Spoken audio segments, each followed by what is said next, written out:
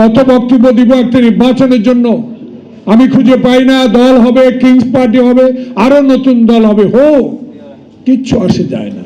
কিন্তু বাংলাদেশে এই মুহূর্তে দরকার আপনি 18 কোটি মানুষের সরকার, বিশ্বের দরবারে একজন গ্রহণযোগ্য ব্যক্তি, কারো কথায় কান না দিয়ে স্পষ্ট একটি নির্বাচনের তারিখ ঘোষণা করে দেন, তাহলে এইসব সংস্কার কিছু প্রয়োজন হবে। আমি বুঝতে পারি না, আমার তো বয়সও কম হয় নাই, আন্দোলন সংগ্রামও একজন কর্মী হিসাবে অংশগ্রহণ করার সৌভাগ্য হয়েছে, একজন মুক্তিযোদ্ধা হিসাবে যুদ্ধ করার সৌভাগ্য আমার হয়েছে, কিন্তু আমি বুঝতে পারি না। বলে যে উপদেষ্টা কি নাম, জাহাঙ্গীর সাহেবের পদত্যাগ চাই। আরে পদত্যাগ করলে কি সমস্যার সমাধান হবে?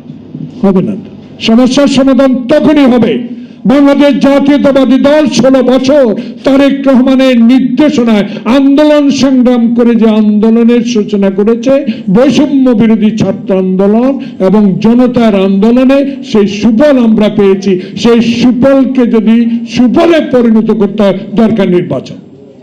সেই নির্বাচনটা দিয়ে দেন, এত তাল বাহানা তো কোনো দরকার নাই। কে কি বললো কিছু আসে যায় না। আপনাকে তো 18 তলা পর্যন্ত পায়ে হাঁটে উঠেছে হাসিনা, আপনি তো বলেন হাসিনা ফ্যাসিস্ট, কিন্তু এই ফ্যাসিস্টকে রুখতে হলে এই মুহূর্তে প্রয়োজন ঐক্য।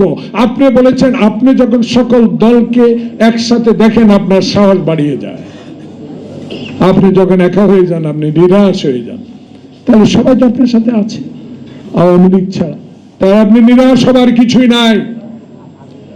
সত্য হাতে এখন একটা নির্বাচন দেন। এখন বেচালে শাহাবুদ্দিন যে ভোট দিয়ে বেগম খালেদা জিয়াকে প্রধানমন্ত্রী করেছে, বাংলাদেশের মানুষ এখন চায় একটা জিনিস, দিনের ভোট দিনে দিয়ে এমন একটি সরকার কায়েম হোক, যে সরকারের কথা আমার নেতা তারেক রহমান বলে, যারা আন্দোলনে ছিল তাদেরকে নিয়ে আমি সরকার করব, স্পষ্ট।